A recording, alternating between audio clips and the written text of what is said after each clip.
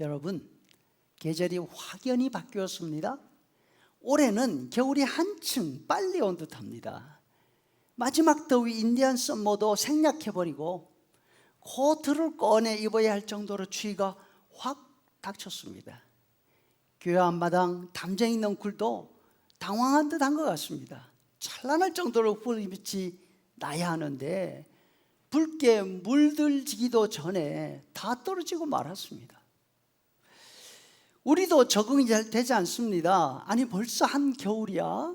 이런 말이 입에서 절로 나오죠. 그렇지만 변하는 것은 계절뿐이 아닙니다.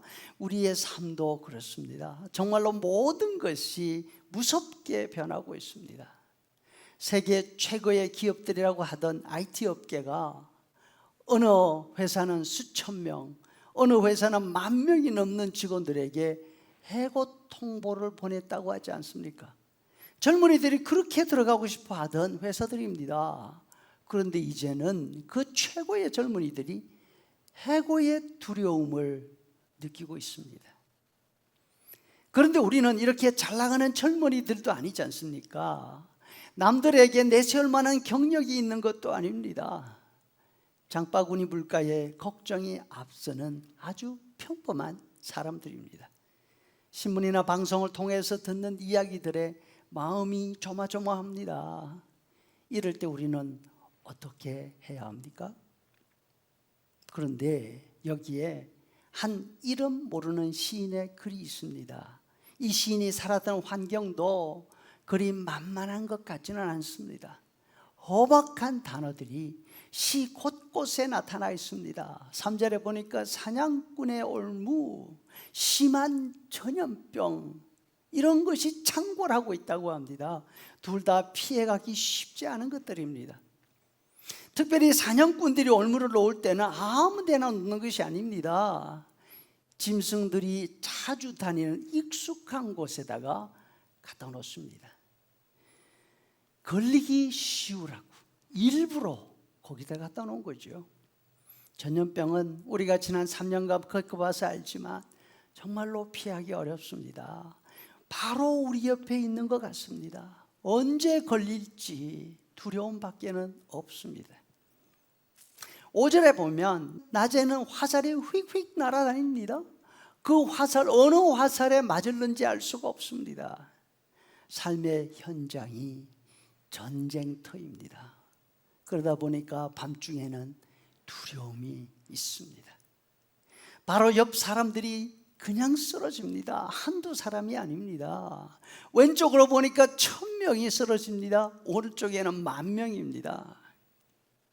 7절 1,000명이 내 왼쪽에서 10,000명이 내 오른쪽에서 엎드려지고 있다.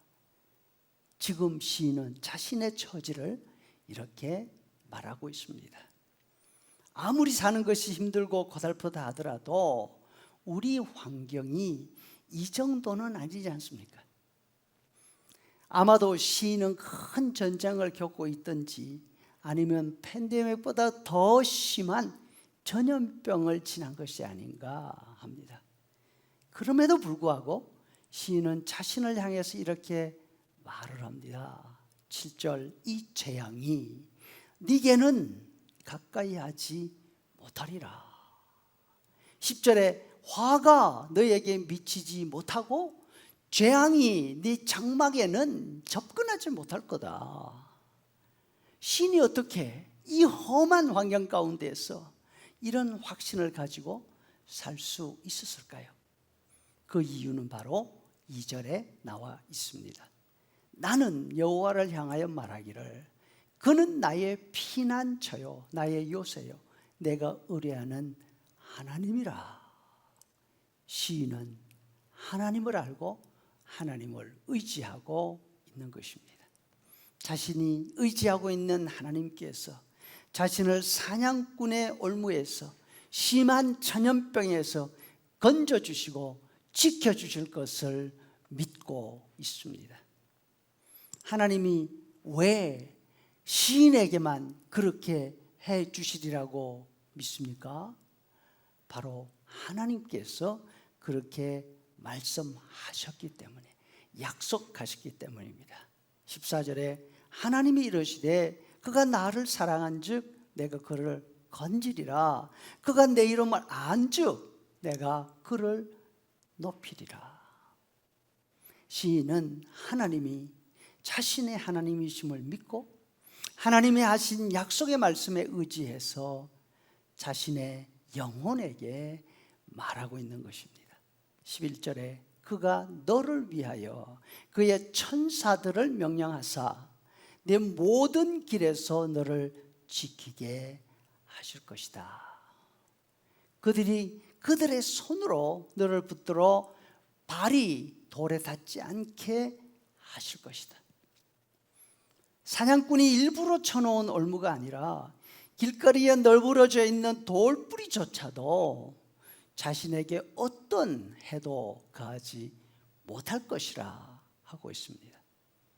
같은 하나님을 섬기고 있는 우리도 하나님의 말씀과 하나님의 약속을 붙들고 이렇게 담대하게 살아갈 수 있기를 바랍니다.